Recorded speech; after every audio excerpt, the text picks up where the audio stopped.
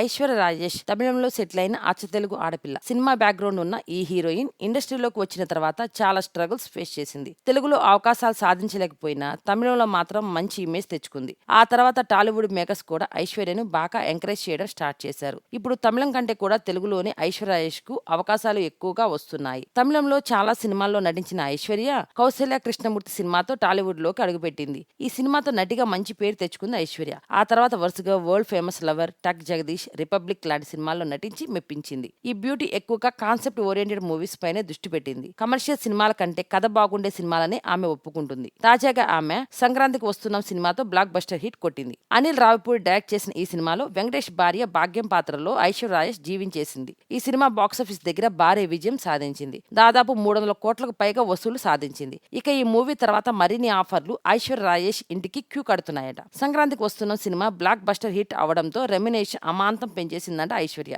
మొన్నటి వరకు సినిమాకు ₹1 కోటి వరకు తీసుకుందంట ఐశ్వర్య రాజేష్. ఇక ఇప్పుడు సినిమాకు 3 నుంచి 4 కోట్ల వరకు డిమాండ్ చేస్తుందని సమాచారం. దాంతో తెలుగులో ఐశ్వర్య రాజేష్ ను తీసుకోవాలంటే కాస్త భయపడుతున్నారంట నిర్మాతలు. కథ డిమాండ్ చేస్తే ఆమెను తీసుకోవడం తప్పదు కాబట్టి అడిగినంత గ్రీన్ సిగ్నల్ ఇచ్చేస్తున్నారట. నటిగా ఐశ్వర్య రాజేష్ చాలా మంది స్టార్ హీరోయిన్ల కంటే బెటర్ పర్ఫార్మెన్స్ చూపిస్తుంది. హోమ్లీ హీరోయిన్ గా ఆమెకు స్పెషల్ ఇమేజ్ కూడా వచ్చింది. సో టాలీవుడ్ లో ఐశ్వర్య రాజేష్ కెరీర్ ఎలా ఉండబోతుందో చూడాలి. మరి ఈ వీడియో గురించి మీ సలహాలను కామెంట్ రూపంలో తెలియచేయండి. ఈ వీడియో కనుక మీకు నచ్చినట్లయితే లైక్ చేయండి మరియు తప్పకుండా సబ్స్క్రైబ్ చేయండి.